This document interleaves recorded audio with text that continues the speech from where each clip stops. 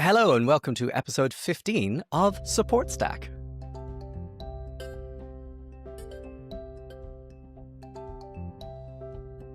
Well, Gabriela Passeri, welcome to Support Stack. How are you doing today? Thank you, Connor. I'm doing very well. I hope you do good too. I am doing extremely well, thank you very much, and all the better for having you as our guest. So you are knowledge manager at AutoDS, and I said this last episode, if you have missed last episode, then dear watcher, you're not subscribed, so you've got to click that subscribe button. It's right up the top.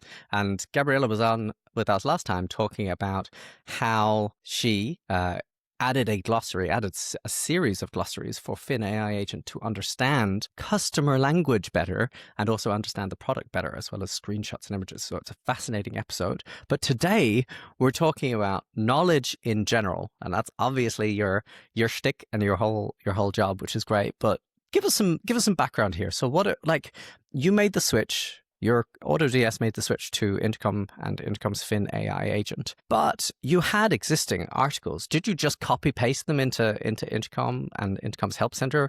Like every single one just went straight in there? What was your approach there? Of course not, Connor, because we had like articles that had no AI readiness. No. Everything was a mess, like for AI.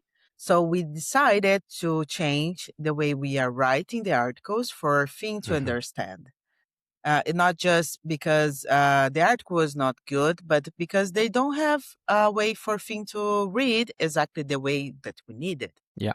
Yes. So I think it's an important thing to note is that, like, if you are switching to Intercom, or even if you're just switching from not using Fin to using Fin within Intercom, you have an opportunity to work out the best way to have your knowledge center set up and also the best way to write your content, because there are differences in how to write your content for AI than how to write your content for humans. You could be a lot sloppier when you're writing for humans.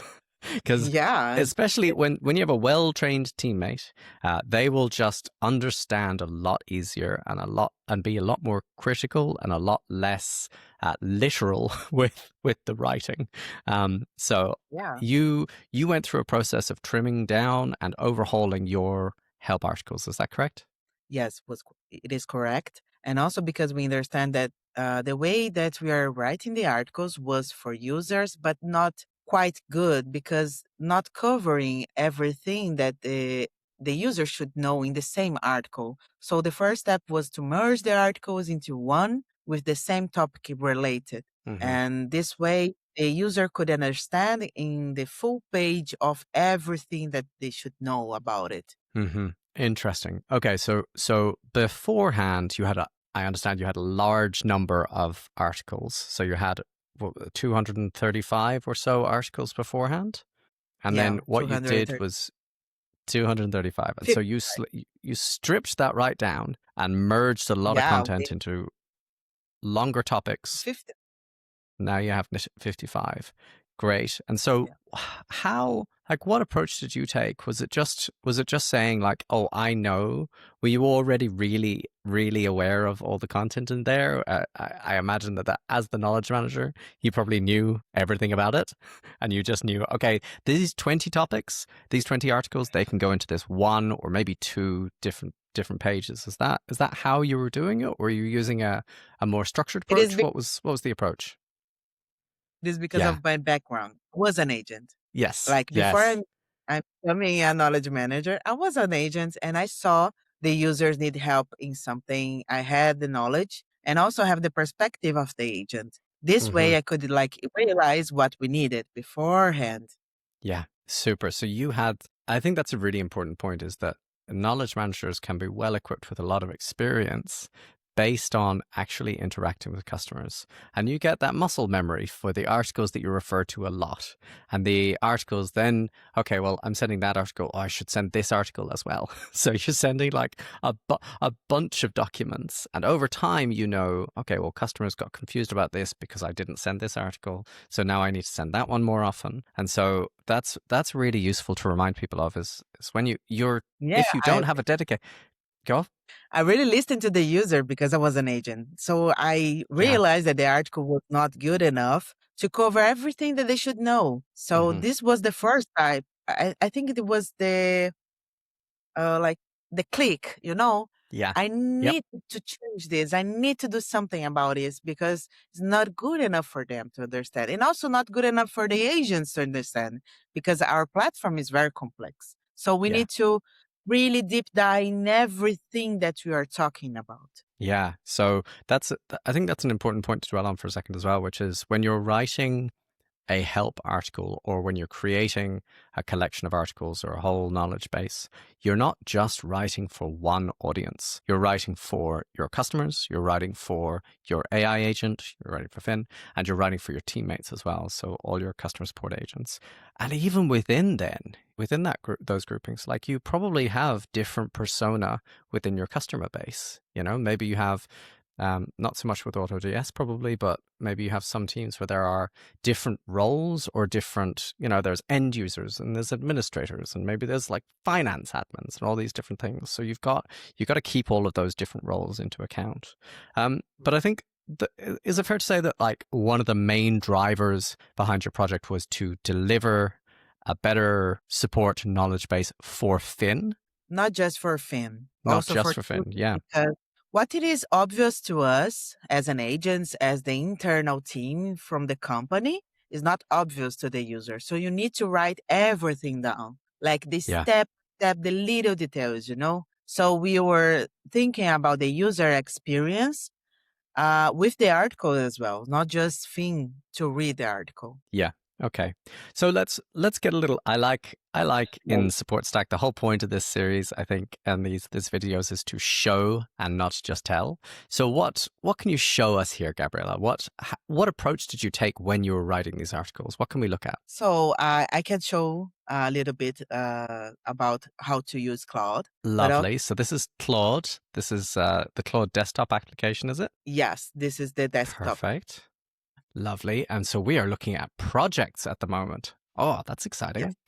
So if someone doesn't know what a project is, how would you describe a project? It is like a folder that everything that you are instructing here will follow the Mm, same for each chat you create inside the project. That's why super. we use projects because we want, for example, to write on Help Center the same language, the same way of to do, not to do, everything. So if you click on the Help Center, so Cool. here we create the instructions for Claude to create an article.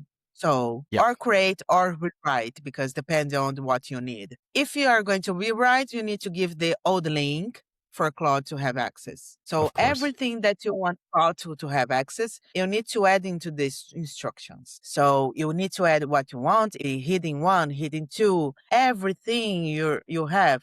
Fetch all and read all the content for each URL. So if you're, for example, giving Claude another article, put the URL.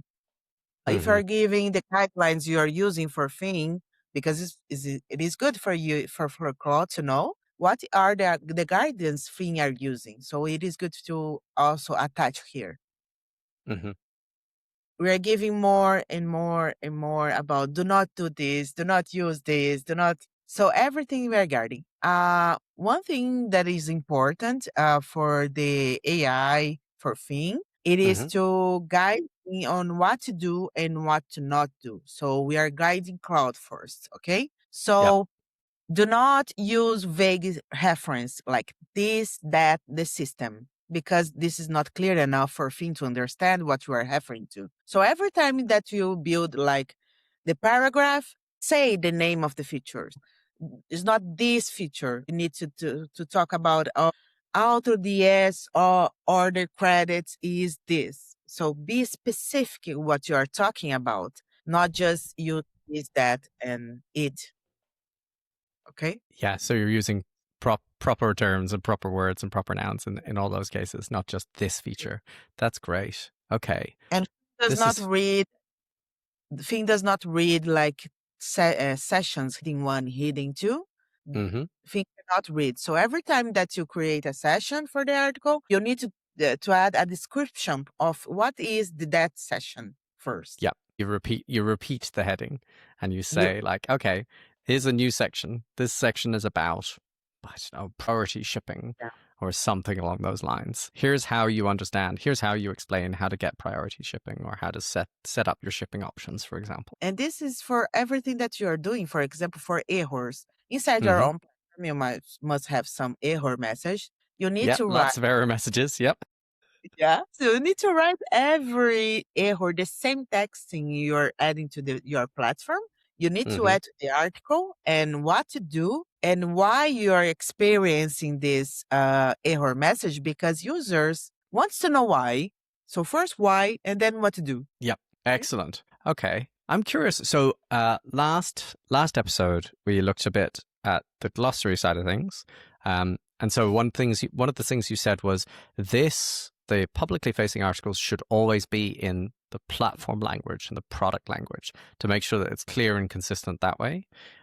So are you codifying that in here as well? But I guess it's already there because of the fact that you have your source content is all the old content. Is that correct? Yeah, we do have the old content like in the Mm-hmm. beginning when we're rewriting, but now we Yeah, do not have. We only have the published one with the 55 articles we have inside Intercom. of course. So for user facing, we write everything the same terminology as the platform because Fin needs to understand what they're talking about. And the Yeah, glossary is using the user terminology. yeah, So every time that you are building a project for Claude, you need to add everything, all the features you have. So we also attach the glossary here super, everything and super. explain each feature, you know? So Claude Yeah, knows everything about AutoDS now. And yeah, every time that we need something, Claude will build using the instructions we added. Like, for example, in the last episode we talked about the managed balance. So we guide Claude to not use balance as a word, just yeah. use balance as a feature, the name of the feature only never used for anything else because this Yes. can confuse Phil. Yeah, yeah, that's fantastic. So this looks like a pretty long set of instructions. Do you have examples for Claude in there as well, to so that Claude knows, what an article should look like, a good article should look like? Ah, yeah. Yes, we do have. We shared a good example with him. Mm, Like, as practice, do not do this, do not do that. But it is a long one. You it's can have really access long. It's to the amazing. document. I shared everything. Like we have templates for you. We have the guidelines to use Claude. It is a good Hmm. one. The document. Yeah. Yes. So if you, again, viewer, look down in the little description box, there's a link there to the Google Doc that Gabriela has very kindly put together, which covers both the instructions here, as well as the setup for glossary. And you can use both to create your own glossaries and create your own fantastically well prepared articles. So I think that's a real bonus and a really helpful thing. So talking through the practicalities of this, then, so you've got these instructions set up. We won't show it here because it takes quite a while, I imagine. But what you would do is you would come and say, "Hi, hi Claude, I would like you to rewrite these articles into a new single help article." So you, based on your amazing experience as a customer support agent and now your experience as a knowledge manager, you would go through and you would pick out 4 or 5 links, for example, and place them in a chat and say, "Hey, here's the next topic to go through."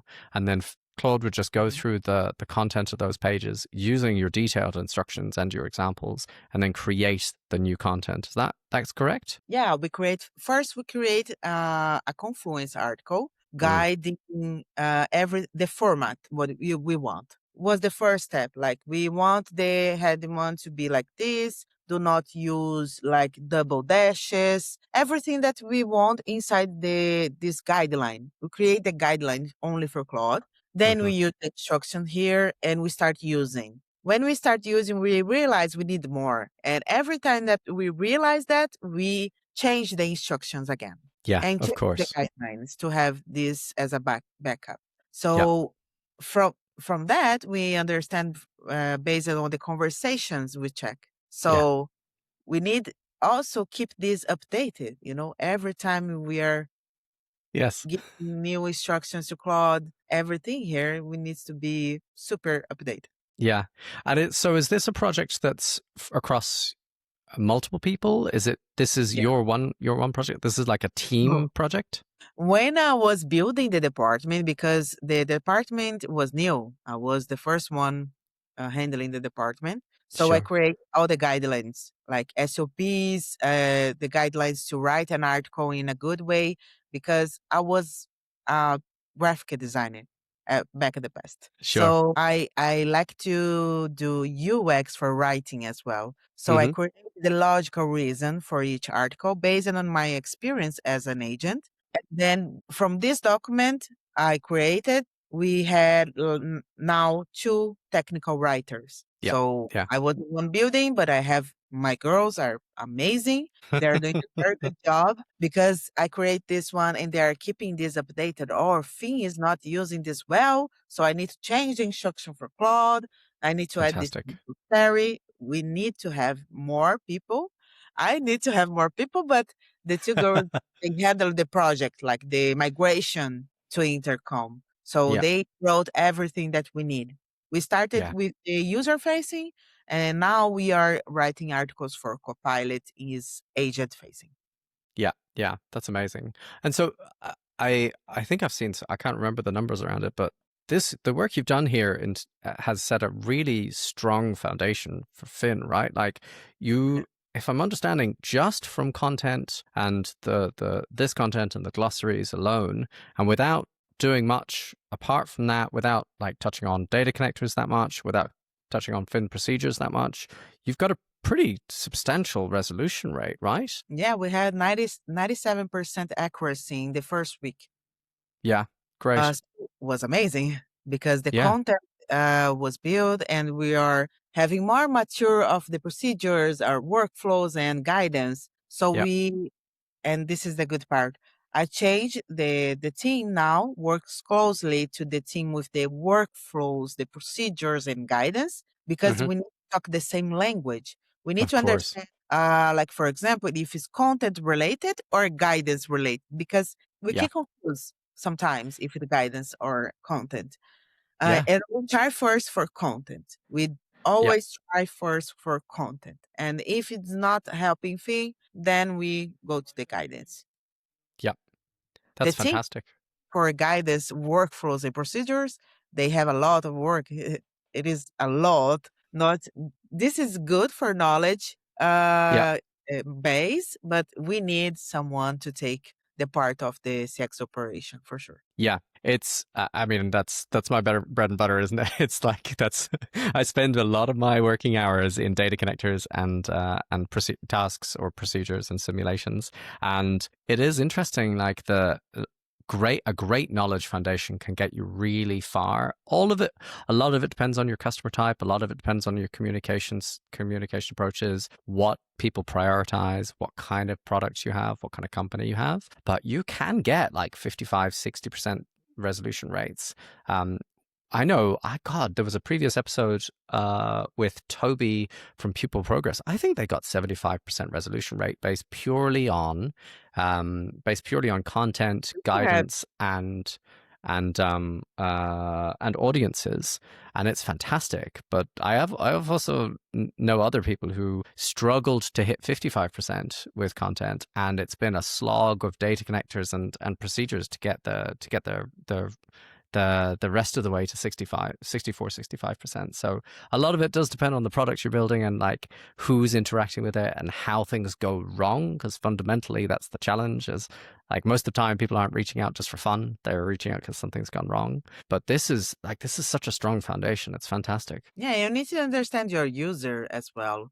Like for us, we do have beginners, like a Yeah, lot of beginners. So to talk to them, you need to talk like a child. You need to guide them like a child. So every step in the way, you need to add like, do this, go there, do that, yeah, everything little details, because also our platform is very good but sometimes does not provide the text, so it is an icon, it's not that intuitive, you know, you need to make yeah. it more intuitive for them as well. Yeah. Yeah, yeah. And then that comes back to what you were saying in the last episode of the glossary contains screenshots and guides Finn to understand what's going on.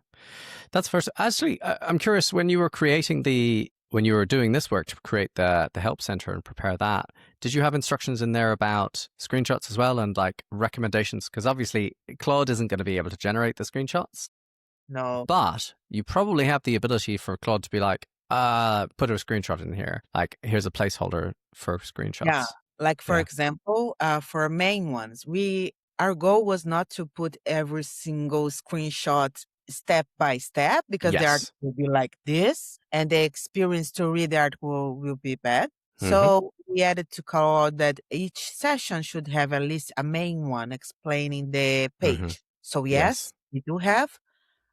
Since Claude cannot take screenshots or do anything about the images, we Yeah. did it like ourselves. We create a guidelines for color, how to take a screenshot.